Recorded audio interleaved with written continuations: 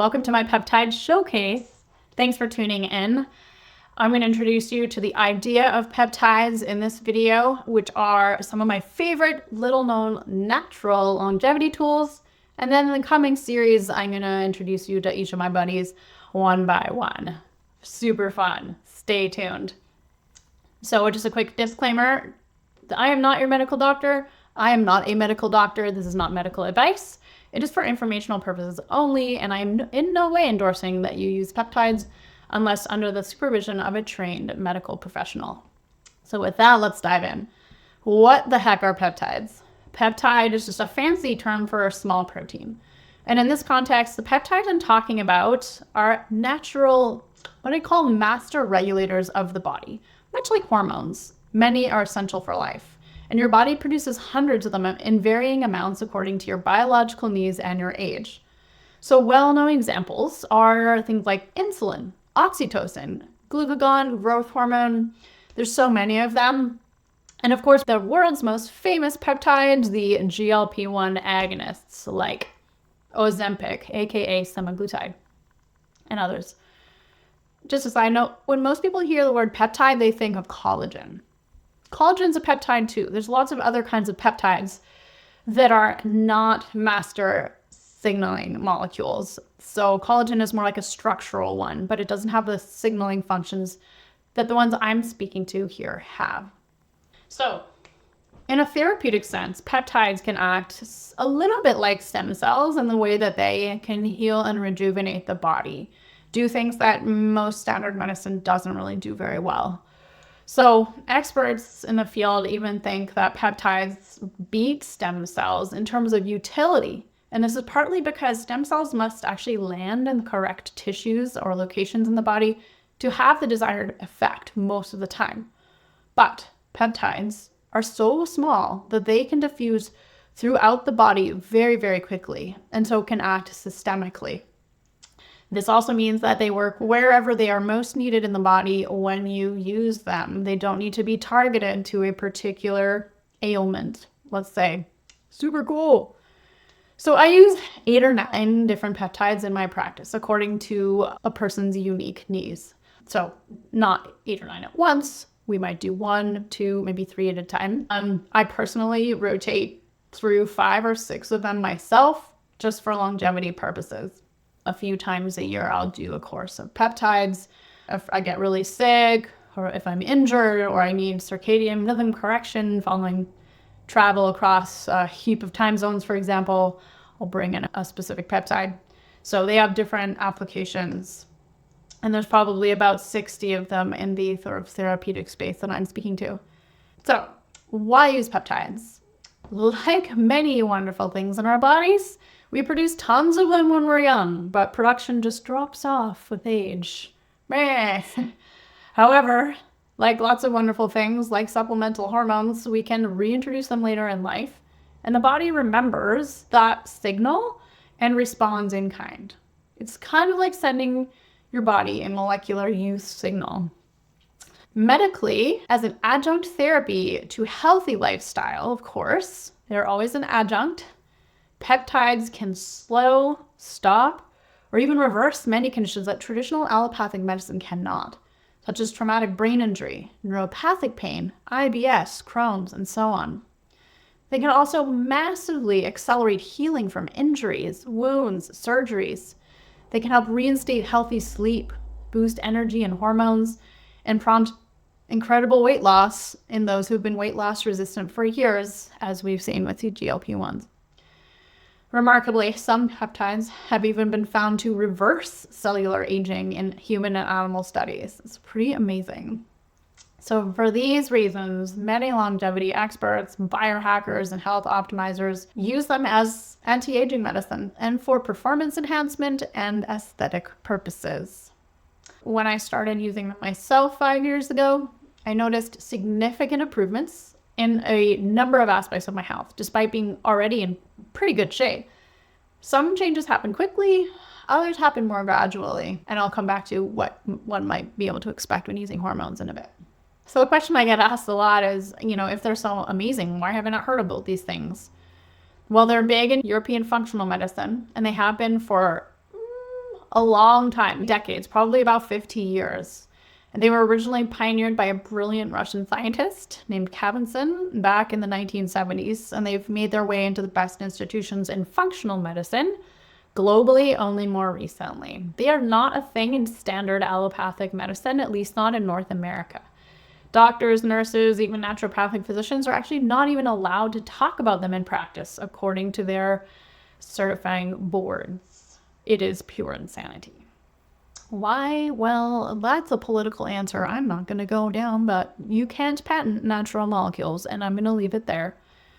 So we'll move on to practical things to know about peptides. They're totally natural. These exact molecules exist in your body throughout your lifespan, but they simply decline with age. So unlike pharmaceutical drugs, when used correctly and at the right doses, there's really very little risk. No off-target effects or side effects associated with the peptides I'm going to speak to in this series. So, that is with the caveat that they are used correctly. Like anything, the dose makes the medicine or the poison, and never use these things without medical supervision because some are contraindicated under certain circumstances. Second thing to know, they're an adjunct therapy for use in combination with healthy lifestyle. You can take all the peptides you want, but if you don't support your body with the rest of the good old lifestyle medicine, they won't do that much for you. Number 3, sometimes the effects are noticeable in days. Other times it can take weeks or months.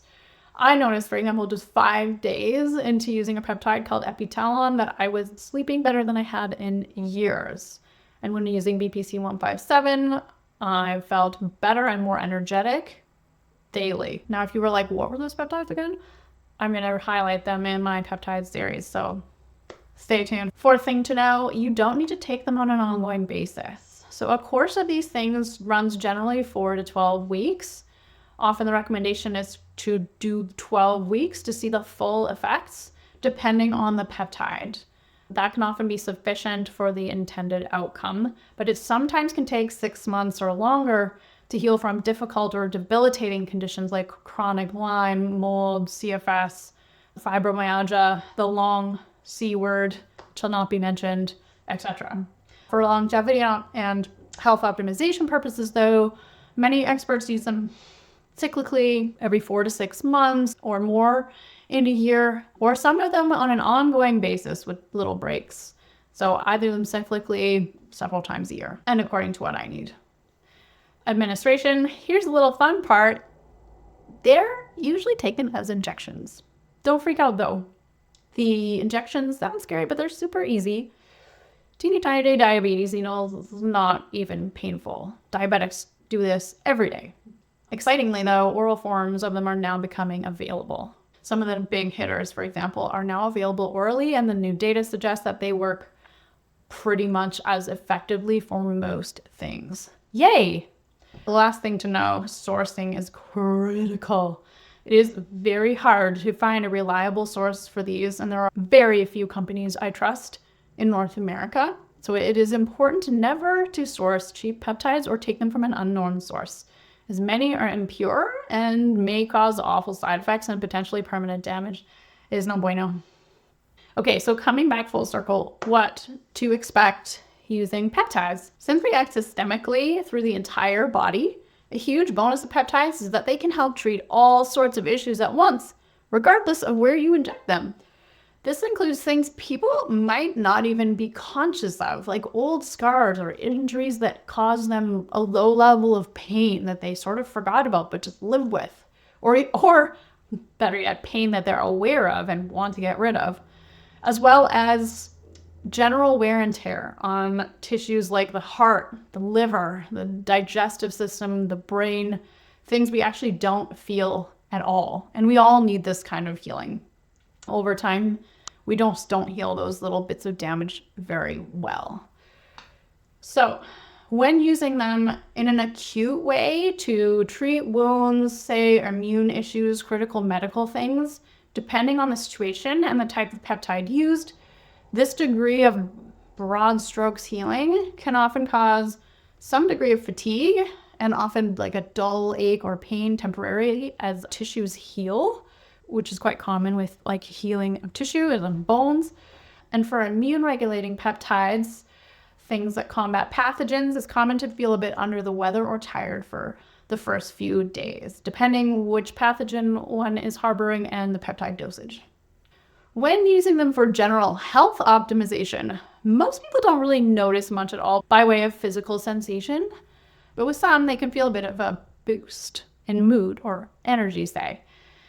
It can be weeks or even months later that someone realizes that they have better sleep, better skin, better energy, mobility, their blood work improves, all that sort of stuff.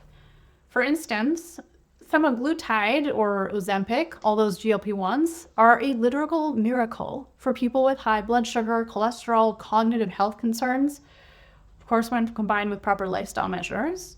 But while taking it, they may or may not feel a difference at a cellular level, aside the changes in hunger and feeding behavior, but they'll almost always notice profound differences in their blood work 3 to 6 months later. And I'll be doing a highlight on the GLP-1s as well. Very controversial. Most people have a terrible impression of them because the media vilified them wrongly. So stay tuned for that. So, how to get the most out of peptides. It's important to dial in and maintain healthy habits and keep stress low to maximize their benefits. Like little construction workers, they cannot build and repair tissues if we don't give them the proper materials, nutrients, minerals, energy, rest, sleep, recovery to do that healing while keeping roadblocks like inflammation or immune system dysregulation low. So peptides as an adjunct therapy to the lifestyle medicine. So what are my favorite peptides? As I said, please stay tuned because I'm creating a peptide showcase in which I'll be highlighting each of my favorites and why I love them and use them. And if you want more info in the meantime, I'm going to list some resources below this video for you. So I hope you'll stay tuned. I hope you enjoyed this video. Please hit the like button and subscribe. I got lots more for you. It's an exciting field that I hope will grow rapidly in medicine. We will see. Thanks for tuning in.